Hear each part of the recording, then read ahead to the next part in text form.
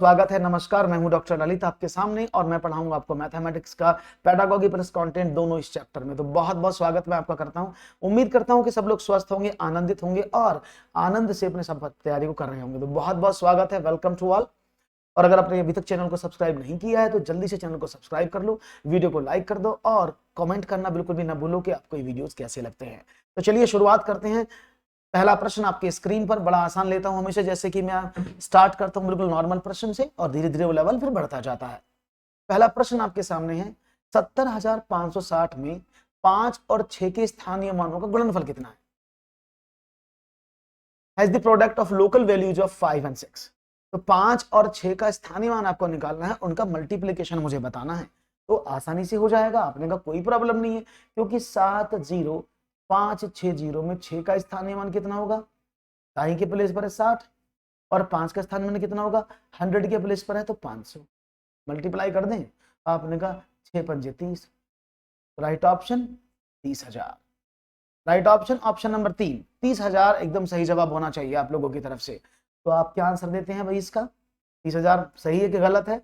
आप बिल्कुल निर्धारित कर सकते हैं। आपने कहा 30,000 एकदम सही जवाब। आप लोग भी अपने आंसर्स को फास्टली देते रहें बिना किसी देरी के और समझते रहें सवालों को। तो बढ़ते हैं आगे, एक और प्रश्न की बात करता हूं विदाउट एनी डिले। ये रहा, 3 की 3 क्रमागत गुणज संख्याओं का योगफल 99 है। ये गुणज होंगे।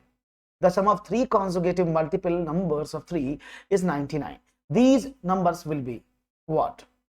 A 24, 33, 42, 32, 33, 34, 30, 33, 36, इनमें से कोई नहीं। तो देखते हैं आपका जवाब क्या मिलता है। नमस्कार आकांक्षा। तो देखते हैं जवाब क्या मिलता है आप लोगों का कि 3 की 3 क्रमागत गुणज संख्याओं का योग 99 और ये गुणज होंगे क्या, ये आपको बताना है। तो देखते हैं जवाब क्या मिलता है। क्वेश्चन नंबर भी मेंशन किया करें दोस्तों, जब आप इसका आंसर लिखें तो इट्स माय हम्बल रिक्वेस्ट कि आप क्वेश्चन नंबर को भी मेंशन किया करें, आपने कौन से क्वेश्चन का आंसर दिया है। जय हो आयुष, कैसे हैं आप? तो द सम ऑफ 3 कॉन्जुगेट, देखो यहां 2 तरीके से सवाल हो सकते हैं, तो आप उसको ऑप्शन से कर लो। इसका पहले मीनिंग समझो क्या है। 3 की 3 क्रमागत, यानी 3 की क्रमागत में से लगातार, नहीं ऐसी लगातार 3 संख्याएं जिनके बीच में 3 का अंतर। कैसे कह सकते हैं? जैसे मैंने कहा, अगर पहली संख्या 6 है तो 9 होगी, अगली वाली 12 होगी। तो यानी मतलब क्या है, उनके बीच में 3 का डिफरेंस होना चाहिए। अगर मैं उनको जोड़ता हूं, सभी का टोटल 99 है, क्या इसमें 3 का डिफरेंस है? आपने कहा नहीं। क्या इसमें 3 का डिफरेंस? ये क्रमागत तो है लेकिन 3 की कॉन्जुगेटिव नहीं है, है ना। इसको देखिए 30, 33, 36, 3 का अंतर, टोटल 99। तो आपने बाई ऑप्शन ही इसको पहचान लिया। अदरवाइज आप इसको ऐसे भी कर सकते थे कि पहली संख्या फॉर एग्जांपल ए है, दूसरी a+1 होगी, तीसरी a+2 होगी। क्योंकि 3 की मल्टीपल है तो मैंने 3 का मल्टीप्लाई भी इनमें कर दिया। तो ये संख्याएं होंगी तीनों। अब आप इसको निकाल सकते हैं, इनका टोटल 99 है तो उसने बोला 3a plus 3 into a+1 plus 3 into a+2 बराबर 99 होना चाहिए। तो आपने कहा कि 3a plus 3a+3 plus 3a+6, तो 3 दिया 9, a प्लस 9 बराबर 99। तो 9a is equal to 99 minus का 9 और a is equal to 90/9, that is 10। तो a का वैल्यू 10 आया। पहली संख्या 3a थी तो 3 गुणा 10 30 हो गई। दूसरी संख्या 10 और 11 थी 33 हो गई। तीसरी संख्या 36। तो बेसिक से आप ऐसे करेंगे, लेकिन बेसिक से आपको जो है वो तो मैंने करवा दिया आयुष आज, चलो कल करवा दूंगा। आपने कहा है तो घातांक करनी कोई प्रॉब्लम नहीं है, यूट्यूब पर करवा देंगे। ओके, परेशान ना हो। तो देखते हैं जवाब कितना। तो अगर आप ऐसे करेंगे तो आपको इस तरह से करना पड़ेगा, और अगर डायरेक्ट ऑप्शन से करेंगे तो बस ये देखो 3 का डिफरेंस किस में है। तो ये आपके दिमाग पर डिपेंड है, आपकी सोच पर डिपेंड है कि आप कितनी जल्दी कौन से ऑप्शन को चूज करने की कोशिश करते हैं। एक और प्रश्न आपके स्क्रीन पर रख रहा हूं, 4 और 2/3 समकोणों में डिग्रियों की संख्या कितनी है? The number of degrees in 4 and 2/3 right angle is what? 310, 420, 330 या 400?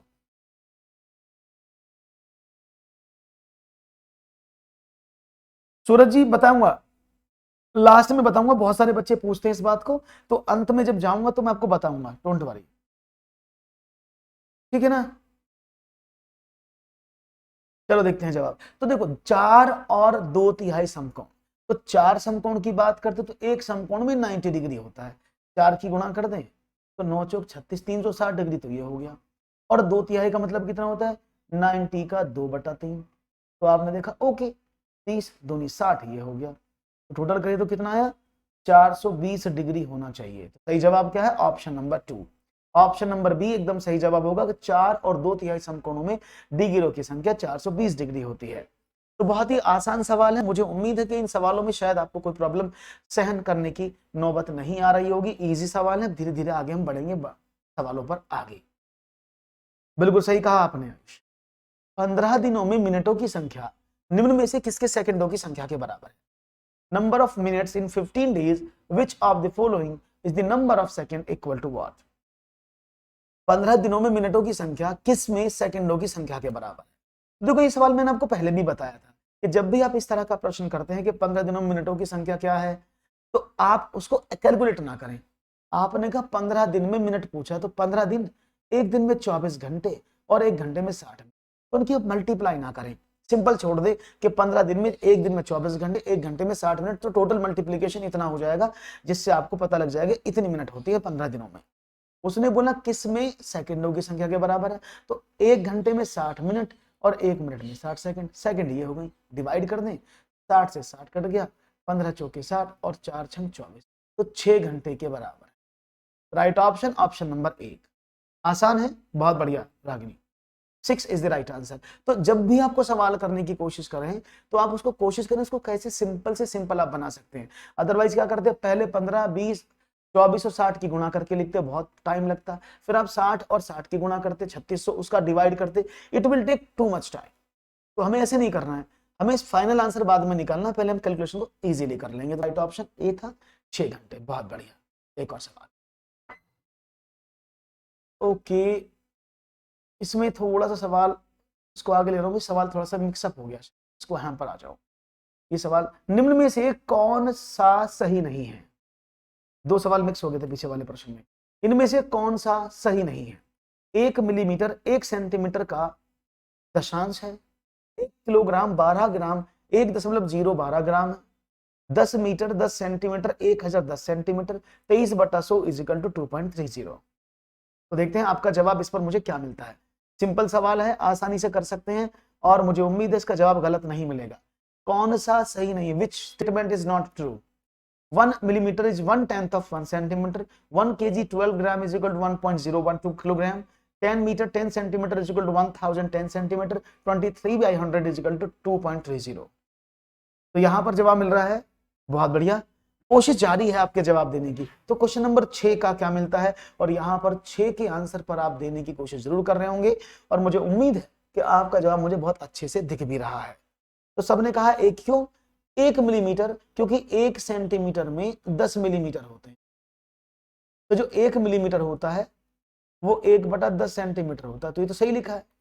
1 किलोग्राम में 1000 ग्राम होते हैं, तो जब 12 में आपने 1000 का डिवाइड किया तो ये 0.012 आ गया, जो सही लिखा है। 1 मीटर में 100 सेंटीमीटर होते हैं, 10 में कितने हो गए, 1000 प्लस 10, ये कितना होगा 1010, ये भी सही लिखा है। तो उसने बोला 23/100, तो देखो 23/100 को जब डिवाइड करेंगे तो 0.23 आएगा। हम जल्दबाजी में इसको सही मान लेते हैं। राधे राधे यार जी, समझ में आ गई? तो सही जवाब क्या था, लास्ट वाला, क्योंकि आंसर 0.23 रागिनी ने बताया स्टार्टिंग में 0.23 आना चाहिए। 23 में 100 का डिवाइड करेंगे तो you will get 2.30 only. It's wrong, क्योंकि आपको 0.23 मिलना चाहिए। एक और प्रश्न है आपके स्क्रीन। ऐसे सवाल बहुत ज्यादा पूछे जा रहे हैं आजकल, जो पूछे गए हैं एमपीटेट के एग्जामिनेशन में, जो विभाज्यता के नियम पर डिपेंड थे। क्वेश्चन है, 1,10,111 को 11 से भाग देने पर प्राप्त भागफल व शेषफल का योग कितना है? तो आपको भागफल भी बताना है और शेषफल भी बताना है, यानी आपको दोनों काम करने होंगे। आपको इसका आंसर भी निकालना है और इसका रिमाइंडर भी निकालना है। अगर वो सिर्फ रिमाइंडर की बात करता तो मैं शॉर्टकट बता देता, लेकिन भाग देने पर जो आपको रिमाइंडर मिलेगा और जो शेष आएगा वो दोनों डिफरेंस होंगे, उन दोनों में अंतर होगा। तो करते हैं सवाल, जल्दी से देखेंगे क्या मुझे इसका जवाब मिलेगा आप लोगों की तरफ से। तेजी से देने की आंसर कोशिश करें कि इसका आंसर क्या मिलेगा आपकी तरफ से जी। क्वेश्चन नंबर 7, तो देखते हैं, आप लोग सब अपनी कॉपी पेन लेकर बैठे, और जो भी मैं सवाल आ रहे हैं उनको खुद से करने की कोशिश किया करें, अगर आप इसको रिकॉर्डेड देख रहे हैं। जय श्री कृष्णा। देखो अगर मैं सिंपल बात करूं 1 1 0 1 1 1 में अगर मैं 11 का डिवाइड करूं तो 11 एकम 11 होते हैं। आपने कहा कुछ नहीं, जीरो यहां से ऊपर से कॉपी किया, जीरो में तो जाता नहीं, फिर आपने एक लिया, एक में भी नहीं जाता, फिर आपने एक और कॉपी किया तो 11 एकम 11। आपने कहा ओके, अब यहाँ पर फिर आपने एक दिया तो ना जाने का जीरो लग गया, क्योंकि एक में तो जाएगा नहीं। तो क्या करें, यानी इसका जो आंसर आया वो तो ये आया 1 0 0 1 0, और इसका शेष कितना है, एक आया। इन दोनों को जोड़ना ही तो था, 1 1 0 0 1, ये आना चाहिए 1 0 0 1 1। नमस्कार नेहा जी, तो राइट ऑप्शन क्या होना चाहिए, दैट इज बी। तो अगर वो मुझसे शेष पूछता ना, अगर उसे बोलता इसका रिमाइंडर, वो बड़ा आसान था, उसको भी बता देता हूं। जो अगर वो सिर्फ इसका शेष पूछता कि शेष कितना है, रिमाइंडर क्या है, तो हम क्या करते, हम सिर्फ इनको जोड़ लेते, 1 1 0 1 1 1, तो ऑड प्लेसेस पर आए सम माइनस इवन प्लेसेस पर आए सम का जो अंतर होगा वही उसका शेष होगा। तो 3 माइनस का 2 बराबर है 1, इसका शेष बचेगा जो हमने यहाँ निकाला था। तो उसमें भाग करने की जरूरत नहीं पड़ती है। अगर वो शेष पूछता तो odd places minus even places का जो डिफरेंस होगा सम का, वही रिमाइंडर होता है। राइट ऑप्शन था option number B is the correct, D is the right answer. ठीक है भाई, कोई प्रॉब्लम तो नहीं है? हाँ, D is the right answer लिखा है ना आंसर इधर, D is the right answer. Clear है? हाँ वो मैंने कर दिया, वो निशान गलती से लग गया, दैट इज डी, मैंने उत्तर लिख दिया इधर। ओके, आगे बढ़ते हैं एक और सवाल। क्वेश्चन है 200 और 400 के बीच में 30 45 और 60 का सबसे छोटा सार्वगुणज डिवाइडेड बाय 15 24 और 45 का सबसे बड़ा सार्वगुणनखंड किसके बराबर है? Between 200 and 400 the smallest universal component of 30 45 and 60 divided by smallest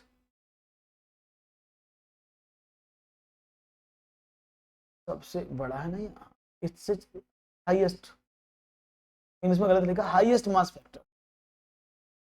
तो देखते हैं जवाब क्या होगा आपका, उम्मीद करूंगा जवाब सही मिलेगा। Highest common factor of 15 24 and 45। तो देखो सवाल समझने की कोशिश करना, ये सिंपल थ्योरी में सवाल क्या लिखा है समझने की कोशिश करो। ये सिंपल बोल रहा है कि 30 45 और 60 से कटने वाली संख्या जो बड़ी से बड़ी हो लेकिन छोटी से छोटी हो, लेकिन 200 और 400 के बीच में। क्या समझ में आ रहा है? 200 और 400 के बीच में कटने वाली हाँ एक संख्या जो 30 45 60 से कट जाए। दूसरा है कि भाई 15 24 और 45 का सबसे बड़ा सार्वगुणज नहीं है HCF, उन दोनों का डिवाइड करके बताना है। तो देखो सबसे पहले तो हमें यह पता लगाना होगा ना कि इन संख्याओं में कॉमन संख्या कौन सी है जो इन तीनों से कटेगी। आपने कहा 30 45 और 60 का आपने एलसीएम निकाला जो 180 आएगा। देखो 45 हो गया 180, 3 छंग 18, 60 180। तो आप ऐसे भी निकाल सकते हैं, अदरवाइज आपके पास तरीका ऐसे भी है कि आप इसको ऐसे निकाल सकते हैं 30 45 और 60, 15 से कट जाएगा, मैं 115 से काट दे रहा हूं उसको पहले। तो कितना हुआ, आपने कहा 2 3 और 4। अब क्या करें, 2 से काट दें, 1 3 और 2, तो 15 दूनी 30 दूनी 60 30 180, ऐसे निकाल सकते हैं। तो 180 जो है आपका आंसर आया इसका एलसीएम। लेकिन याद रखना सवाल में क्या बोला है, आपको 180 तो 200 और 400 के बीच में नहीं आता। हाँ जी, क्या 180 200 और 400 के बीच में आता है? हम यहाँ गलती कर देते हैं, सीधा भाग कर देते हैं, लेकिन हमारा 180 200 और 400 के बीच में नहीं आता। उसने क्या बोला है, एक ऐसी संख्या जो इन तीनों से कट जाए लेकिन 200 और 400 के बीच में हो। तो एलसीएम के जितने भी मल्टीपल बनते हैं, जितने भी लघुत्तम समावर्तक के गुणज होते हैं, मल्टीपल होते हैं, वो सब इनसे कटेंगे। तो इसमें अगर हम आगे वाले मल्टीपल की बात करें 360, तो 360 वो संख्या होगी 200 और 400 के बीच में आएगी और इन तीनों से कटेगी। तो इसमें जो बीच में संख्या आएगी वो 180 नहीं होगी, वो 360 होगी। Is it clear? हाँ, इट्स 360। अब 15 24 और 45 का HCF निकालें तो कितना होगा, आपने कहा 3, क्योंकि 3 पंजे 15 3 अट्ठे 24 3 15 45, तो 3 इंच का क्या आ गया, HCF आया। तो 360 में आपको डिवाइड किस करना, 3 का, जो आएगा आपका 120। तो राइट ऑप्शन क्या होगा, option number A, A is the right answer. ठीक है ना, एलसीएम तो 180 ही ऐसे ही निकाला है आपने, एलसीएम में कोई प्रॉब्लम नहीं है, एलसीएम आपने एकदम करेक्ट निकाला है, एलसीएम इज करेक्ट 180। लेकिन क्वेश्चन के अकॉर्डिंग 180 हम नहीं लेंगे, क्योंकि क्वेश्चन में बोला था 200 और 400 के बीच में होना चाहिए वो, इसलिए राइट ऑप्शन क्या है 120। तो ऐसे सवाल आपको घुमा देते हैं कई बार, तो आप उनको सही से समझ के करिएगा, कोई प्रॉब्लम नहीं होगी। एक और सवाल लेते हैं। नीचे दिए गए चित्र में कुल कितने आयत हैं?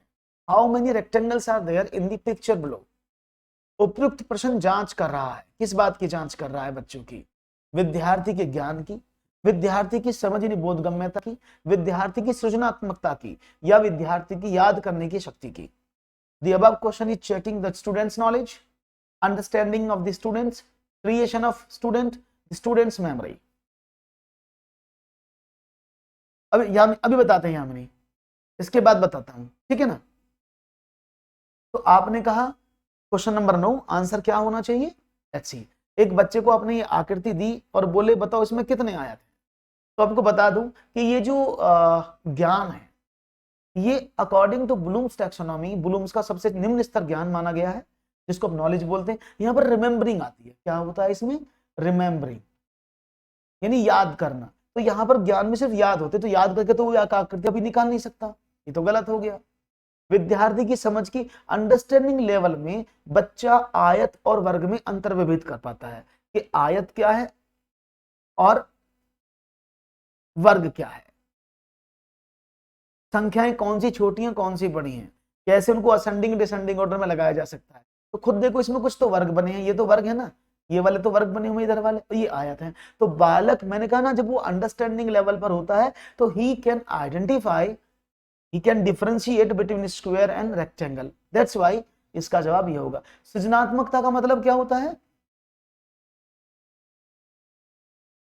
हाँ हाँ हाँ बिल्कुल रागनी, आपका दिमाग भी ऐसे ही हो जाएगा, डोंट वरी, जैसा मेरा है, मैं भी तो आप ही लोगों के साथ रह के सीख रहा हूँ, डोंट वरी। तो समझ में क्या आया कि आप विद्यार्थी की बोधगम्यता की बात कर रहे हैं, अंडरस्टैंडिंग, बस ये जानो अंडरस्टैंडिंग में क्या होता है।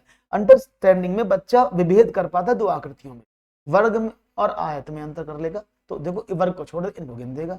जबकि सृजनात्मकता में क्या करता है, क्रिएटिव बच्चा होता है, आप उसको अगर ज्यामिति की बात करें, कुछ चीजें देते हो, कुछ आकृतियां देते हो और उनसे वो कुछ बना दे, दैट इज क्रिएशन।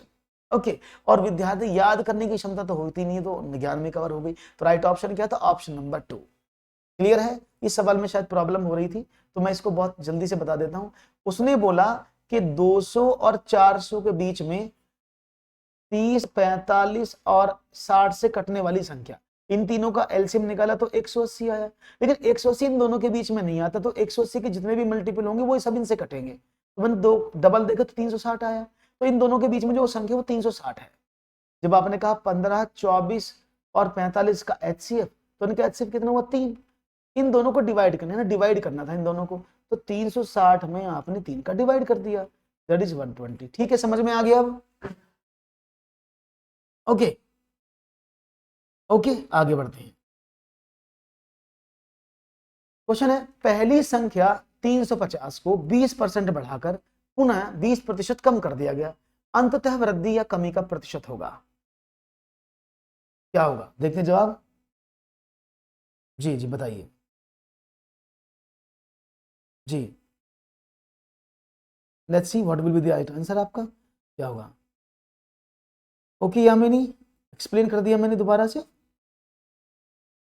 तो देखते हैं, पहले first number 350 increase by 20%, then 20% has been reduced, finally the percentage of increase और डिक्रीज विल बी।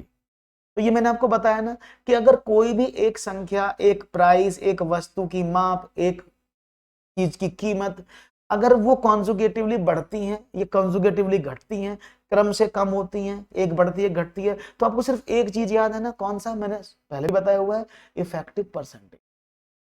तो आप इसको यूज करके आसानी से सॉल्व कर सकते हैं। तो आपने कहा ओके पहले 20% बढ़ा, तो आपने कहा 20%, अगली बार 20% घटा, तो यानी अगर वो बढ़ रहा है तो प्लस में और घट रहा है तो माइनस में, तो माइनस का 20 प्लस 20 गुणा माइनस का 20 बटे 100। आपने 20 से तो 20 कट गया, तो माइनस का 400 बटा 100, तो माइनस का 4, और माइनस 100 क्या करता है? कमी, तो यानी 4% की कमी हो जाएगी। तो आपको कुछ भी नहीं करना है सवाल में, कुछ भी नहीं, ज्यादा। देखो 350 को मैंने यूज ही नहीं किया, अगर वो यहाँ पर 1 लाख भी दे देता 1825 दे देता। तो अगर आप बेसिक से करने जाओगे तो आपको बहुत समय लगेगा इनको पहले घटाना, फिर दूसरे की परसेंटेज निकालनी, फिर उन दोनों का अंतर निकालना, फिर उसको 350 से भाग करके 100 की गुणा करना। It is very hectic. ये बहुत ज्यादा परेशान करेगा आपको, तो ऐसे नहीं करना है। अभी राइट समझ में आया कैसे करना है? तो जब भी किसी प्राइस में कोई चीज बढ़ जाए, दोनों कम हो जाए, दोनों एक बढ़ जाए एक घट जाए, एक घट जाए एक बढ़ जाए, तो आप हमेशा इफेक्टिव परसेंटेज को यूज करते हैं। एक और सवाल, सीमा एक घंटे में किताब का, ओ माय गॉड, यहां पर थोड़ा सा सवाल मिस है भाई, इसमें कुछ मिसिंग है, टर्म्स मिसिंग, टर्म्स नहीं है। चलो इसको बाद में देखेंगे, टर्म्स शायद हट गई हैं इसमें से किसी तरह से। ओके 14 लीटर 280 मिलीलीटर संतरे का जूस, 18 लीटर 830 मिलीलीटर गाजर का जूस, दोनों को एक साथ मिलाया गया। इस मिश्रण में से 15 बोतल, जिनमें से प्रत्येक में 1.5 लीटर मिश्रण आता है, भरा गया। शेष कितना मिश्रण बच गया? तो यहां पर देखते हैं दो तरह के जूस, एक संतरे का है और एक गाजर का है, उन दोनों को मिलाकर के भरा गया एक मिश्रण में 15 बोतल, जिसमें एक बोतल में 1.5 लीटर मिश्रण आता है। तो आपको बताना है उस टोटल मिश्रण में से कितना मिश्रण अभी शेष है। तो देखते हैं जवाब क्या मिलता है। नहीं नहीं रबिता, ये एसएससी लेवल का नहीं है, अपने ही लेवल का है। तो देखते हैं जवाब क्या मिलता है। तो उसने बोला 14 लीटर 280 मिलीलीटर, मैंने ऐसे लिख दिया। उसने बोला 18 लीटर और 830 मिलीलीटर, पहले इसको जोड़ो कितना टोटल जूस हुआ, 0 8 और 3 11, 8 10 और 1 11, 8 4 12 और 1 13, 3, तो 33 लीटर 110 मिलीलीटर टोटल जूस है। ये बात समझ में आ गई? 33 लीटर 110 मिलीलीटर टोटल जूस हुआ, कोई प्रॉब्लम नहीं।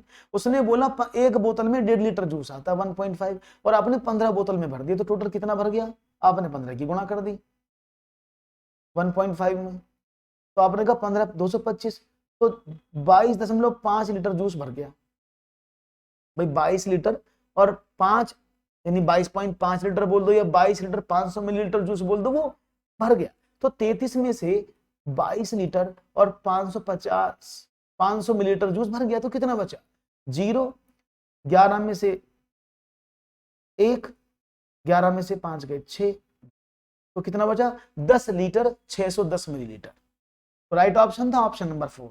इजी था, आसानी से कर सकते थे। अब भी जल्दी से आंसर दिया करें कि आपके आंसर्स क्या आते हैं, क्योंकि मैं भी आपको आंसर कराता हूं साथ साथ में, जिससे कि समय नष्ट ना हो, क्योंकि मैं चाहता हूं कि आप भी करें और मैं भी करूं, जिससे कि आपका भी समय नष्ट ना हो, क्योंकि बीच में मैं गैप नहीं देता हूं, जिससे कि आप अपने आंसर को पोल कर पाए या अपने आंसर को लिख पाए।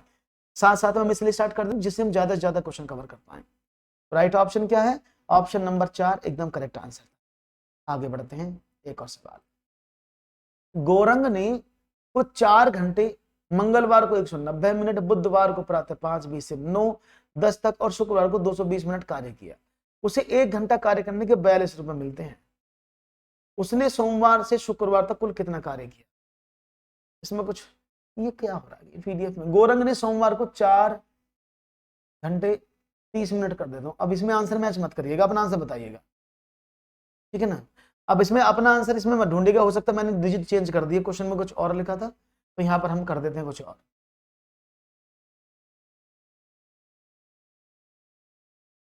ये इधर से धाई गया ना, इधर से देखो 14 18 33 नहीं 32 होते हैं। जब आपने इसको जोड़ा 0 8 और 3 11, 8 2 10 और 1 11, तो 8 4 12 और 1 13 हो गया ना, 1 और 1 2, तो 33 इसलिए हुआ है।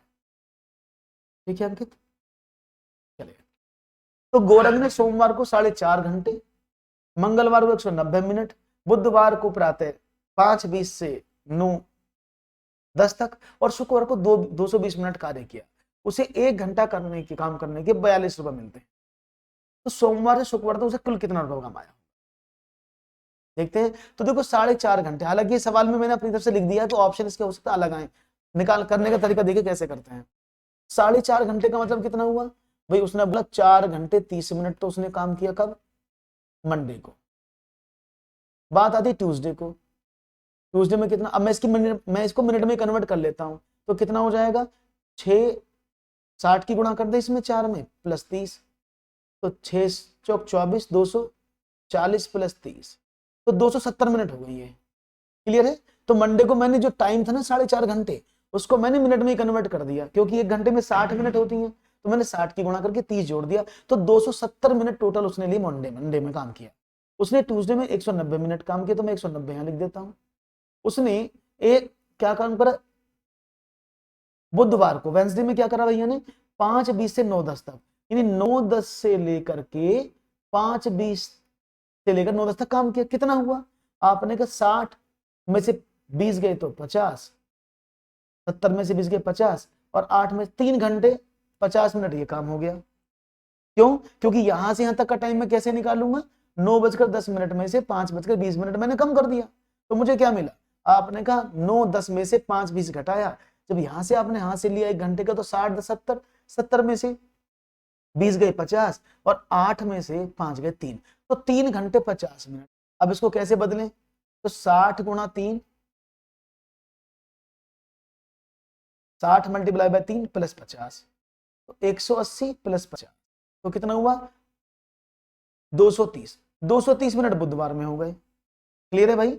अब क्या करें, उसने बोला शुक्रवार को 220 मिनट, फ्राइडे में कितनी हो गई, आपने कहा 220 मिनट, तो कुल मिलाकर कितनी मिनट काम किया उसने, आपने बोले यहां मैं लिख देता हूं शॉर्ट में, देखो मंडे में कितनी हुई 270 मिनट, ट्यूसडे में कितनी हुई, आपने कहा ट्यूसडे में हुई 190 मिनट, वेंसडे में कितनी हुई, अभी आपने निकाला 230 मिनट, और उसके बाद क्या हुआ, वेंसडे के बाद फ्राइडे, फ्राइडे में कितना काम किया 220 मिनट, सबको जोड़ दें तो टोटल मिनट आपको मिल गए कितने मिनट उसने काम किया।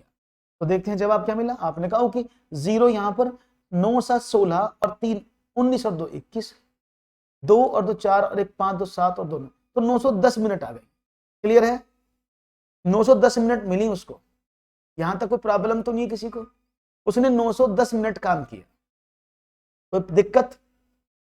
अब उसने बोला है उसे 1 घंटे का 42 मिलता है, यानी 60 मिनट का कितना मिलता है 42 रुपए, तो 910 रुपए उस मिनट उसने काम किया, उसे 60 मिनट का कितना मिलता है 42 रुपए, तो मैंने 60 से भाग कर दी, जिसे घंटे में बदल दिया और 42 की गुणा कर दी, 0 से 0 कट गया।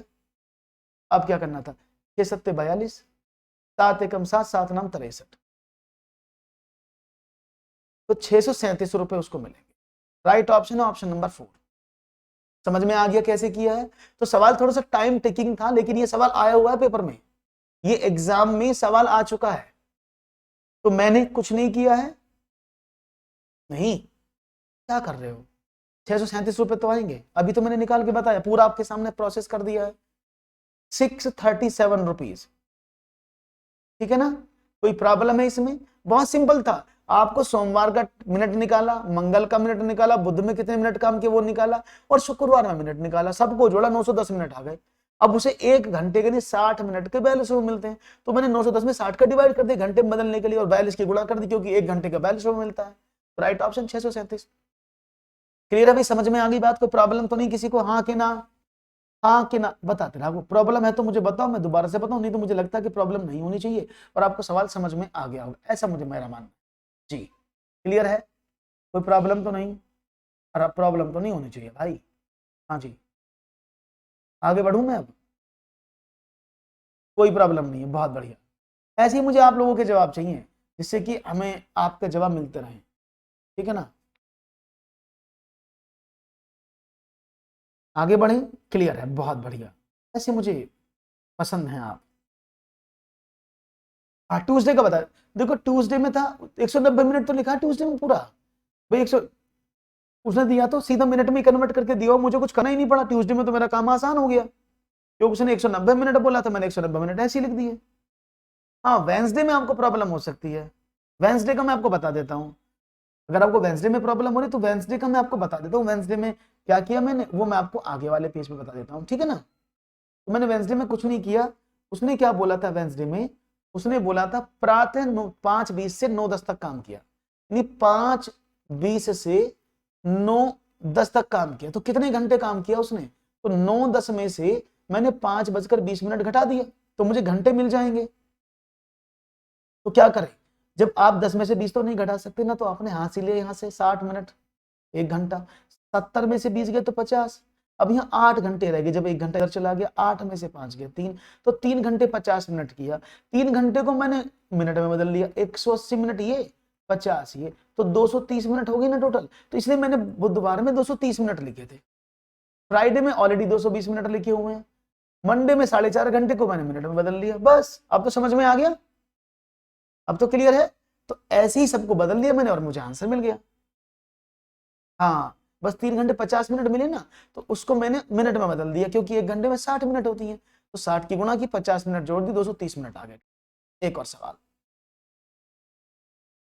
1 लीटर जूस का डिब्बा घनाकार आकृति का है और उसका आधार वर्गाकार है, जिसकी माप 8 गुणा 8 सेंटीमीटर है। डब्बे में जूस की गहराई किसके अधिक समीप होगी?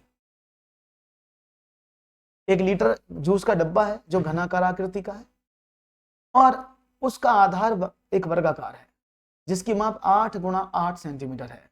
डिब्बे में जूस की गहराई किसके सबसे ज्यादा समीप होगी, आपको बताना है। और मैं उम्मीद करूंगा कि जवाब आपका आसानी से मुझे मिल जाएगा, इसमें कोई दिक्कत नहीं होगी। स्क्रीन ब्लर नहीं है मनीषा, आप थोड़े डेंसिटी बढ़ाइए, बहुत मोटे मोटे और बहुत बड़े बड़े अक्षर लिखे हैं, और वैसे भी एकदम HD वीडियो है ये सब, तो आप एक बार अपनी रेजोल्यूशन को बढ़ा लेंगे तो आपको क्लियरिटी आ जाएगी। तो देखो समझो, ये सवाल बड़ा आसान है। ये एक डब्बा है और डब्बे को समझो 1 लीटर में 1000 सेंटीमीटर क्यूब होते हैं, जो उसका आयतन होता है। तो 1 लीटर किसके बराबर होता है? 1000 सेंटीमीटर क्यूब। अगर आप 1 लीटर की बात करते हैं तो सेंटीमीटर में उसका वॉल्यूम 1000 सेंटीमीटर क्यूब होता है। Is it clear? ये बात समझ में आ रही है? कोई प्रॉब्लम तो नहीं है ना? तो अब उसने बोला, अब किसी भी, जब आप भाई किसी का भी आप निकालोगे वॉल्यूम, तो क्या होता है? L into B into H होता है। तो वो तो आपको दिया 1000, क्योंकि 1 लीटर का डब्बा है तो उसमें 1000 क्यूब सेंटीमीटर होगा वॉल्यूम। अब आपको बी और एच पता है दोनों, एल और बी पता है, 8 गुणा 8 multiply by H is equal to 100, तो H is equal to 100 upon 8 multiply by 8। 8 से काटे तो 125 बार, 8 से काटे तो 8 एकम 8, 4 45 और 8 पंजे 40, 5 8 6 48, तो 15.6। तो किसके पास है? 16 के पास है। Is it clear? It's near about 16। Right option क्या है? ऑप्शन नंबर 3, 16 के पास है। क्लियर है बात? समझ में आ गई? ओ माय गॉड, राजे कहां से, आरजे कहां से निकाल रहे हो भी आंसर आज आप? राइट ऑप्शन पता लगा, दैट इज सी, 16 सेंटीमीटर के आसपास, 15.6 है, तो वो किसके पास है? 16 के पास है। तो 16 इज द राइट आंसर।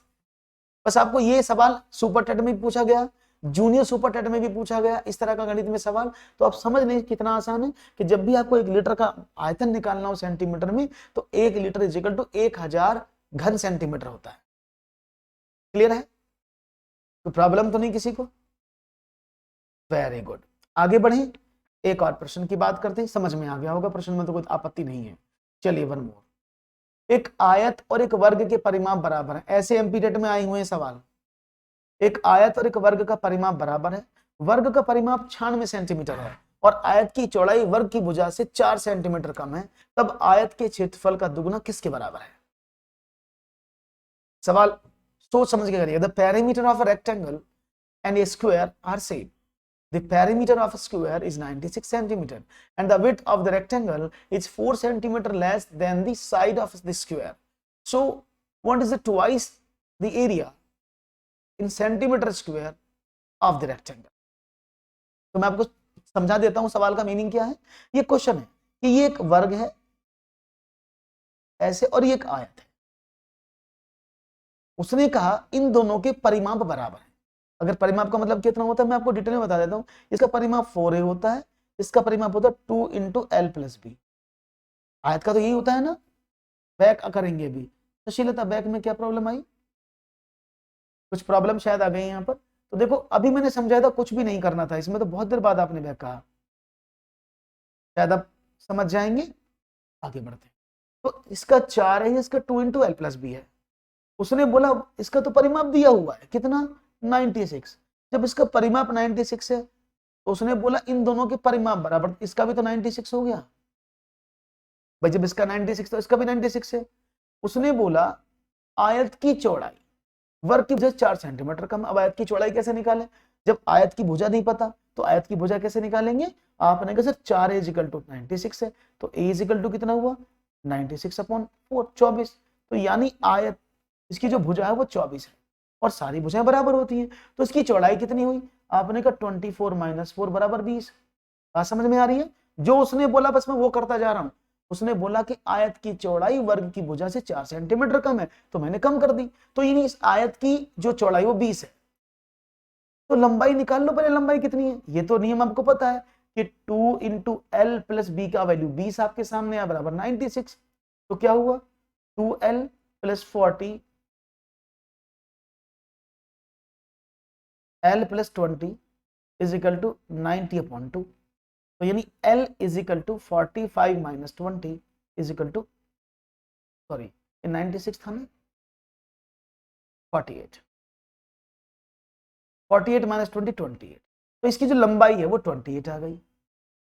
अब आपको आयत की लंबाई भी पता है, आयत की चौड़ाई भी पता है, कोई प्रॉब्लम नहीं है। आयत की लंबाई पता लगी, चौड़ाई, तो क्षेत्रफल क्या होता है, आपने कहा सर L × B होता है, एरिया तो है ना। तो L × B में लंबाई 28 चौड़ाई 20 और 28 दूनी 56, तो 560 सेंटीमीटर स्क्वायर इसका एरिया आया। लेकिन उसने क्या बोला आगे 24 कैसे आया, देखो प्रजेश, जब आपने कहा वर्ग का जो क्षेत्र परिमाप है वो 96 सेंटीमीटर लिखा है ना ऊपर, तो 4a होता है ना वर्ग का परिमाप, 4a = 96। जब आपने a निकाला तो 96 में 4 का डिवाइड कर दिया, तो 24 से तो आएगा जब 96 को डिवाइड करेंगे। उसने बोला था एरिया तो 560 है, उसने क्या बोला उस क्षेत्रफल का डबल कितना है, तो भाई 560 का डबल कितना हो जाएगा, आपने कहा 1120 हो जाएगा। तो right option option number 4। Clear है, सवाल ज्यादा बड़ा था क्या, कुछ घबराए से क्यों लग रहे हो, थकान सी मान रहे हो, क्या बात है, थके थके से क्यों लग रहे हो बच्चों, समझ में आया कि दोबारा से बताऊं, अगर समझ में ना आया हो तो मुझे बताओ, मैं फिर से बता देता हूं, लेकिन ये आपको आना चाहिए, इसलिए मैं डिटेल में आपको समझा रहा हूं एक एक चीज के सवाल कैसे हुआ है। क्लियर है, बहुत बढ़िया, आगे बढ़ जाएं, पेडागोगी की तरफ कदम बढ़ाएं, क्योंकि पेडागोगी भी जरूरी है। भारतीय ट्वाइस था लिखा ना उसने कि ट्वाइस करना है ना, ट्वाइस था, दैट इज आयत का क्षेत्रफल डबल कितना है, तो डी ऑप्शन है, डी करेक्ट आंसर है। चलिए, तो अगर आपको ये समझ में ना आए और आप बाद में समझने की कोशिश करें तो उसका आप रिकॉर्डेड सेशन भी देख सकते हैं, it always be available in recorded session, ठीक है ना। ओके, अभी कुछ गड़बड़ हो रही है, अभी समझ में नहीं आ रहा बच्चों को, दोबारा देखो। उसने बोला ये, अब ढंग से देखो, ये एक वर्ग है, ये एक आयत है, इन दोनों के परिमाप बराबर हैं, तो परिमाप, वर्ग का परिमाप क्या होता है, वर्ग का परिमाप होता है 4a, वर्ग का परिमाप 4a ही तो होता है, चारों भुजाओं का टोटल, वो 96 है। और आयत का परिमाप क्या होता है, आयत का परिमाप होता है 2 × L + B, वो भी 96 है, कहा ना उसने दोनों के बराबर है परिमाप, और परिमाप 96 है, तो इसकी भुजा कितनी हो जाएगी, आपने कहा a = 96/4, तो इसकी एक भुजा 24 आ गई ना, तो वर्ग की भुजा 24 है। उसने बोला कि आयत की जो चौड़ाई है वो उस वर्ग की भुजा से 4 सेंटीमीटर कम है, तो 24 में से मैं 4 कम कर दूं तो ये 20 हो जाएगी ना, समझ में आया, ये 20 हो गई ना।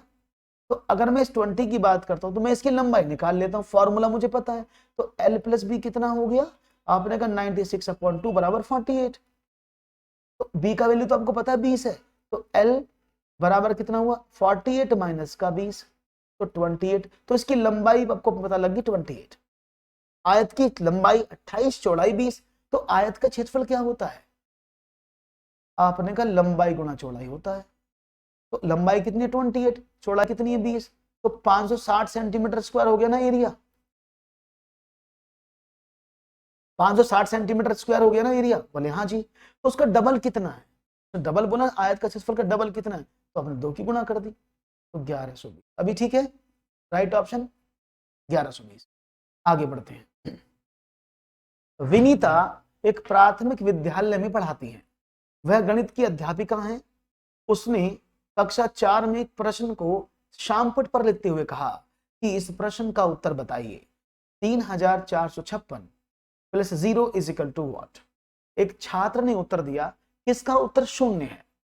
छात्र के इस उत्तर के निष्कर्ष निकलता है कि इस उत्तर से क्या निष्कर्ष निकलता है? उसे यह समझ नहीं कि किसी संख्या में शून्य को कैसे जोड़ा जाता है। उसने अध्यापक की बात नहीं सुनी थी। उसे यह समझ नहीं कि किसी संख्या में शून्य को जोड़ा अथवा घटाया जाए तो उसका मान अपरिवर्तित रहता है। यह उपरोक्त में से कोई नहीं। सिंपल सवाल है, चाहूंगा जवाब मिले तेजी के साथ। क्या जवाब देने की कोशिश करेंगे आप? क्वेश्चन आपके स्क्रीन पर है। क्वेश्चन नंबर 16, जवाब चाहिए बेहतरीन, गलती ना हो आपसे बिल्कुल भी। तो गलती के चांसेस कम, सवाल के चांसेस ज्यादा होने चाहिए। ABCD के रूप में आपके जवाब आने चाहिए। सब जानते हैं कि अगर देखो सवाल को कर लो सॉल्व, 3 4 5 6 प्लस 0, 3 4 5 6 माइनस 0, तो क्या इसका मान बदलेगा? क्योंकि 0 की सार्थकता अकेले की कुछ भी नहीं होती है, जब वो किसी के साथ आती तब उसकी सार्थकता बनती है। तो इसका मतलब क्या है कि 0 को किसी भी संख्या में, क्योंकि 0 क्या है, 0 एक योगात्मक तत्समक अंक है, एक आइडेंटिटी है, योगात्मक यानी एडिटिव आइडेंटिटी। और एडिटिव आइडेंटिटी को किसी में जोड़ा जाए या घटाया जाए उसका कोई भी फर्क नहीं पड़ता, वो बराबर रहता है। तो राइट ऑप्शन क्या है? ऑप्शन नंबर सी एकदम करेक्ट जवाब है। छोटा नहीं है ये तो काफी, अपने फोन को लैंडस्केप कर लीजिएगा। अगर ये आप क्वेश्चन देखो पैडागोगी के बड़े होते हैं, तो अपने फोन को क्या करें, आप लैंडस्केप कर लें, स्टेट में ना देखें, लैंडस्केप करके देखें तो दिख जाएगा।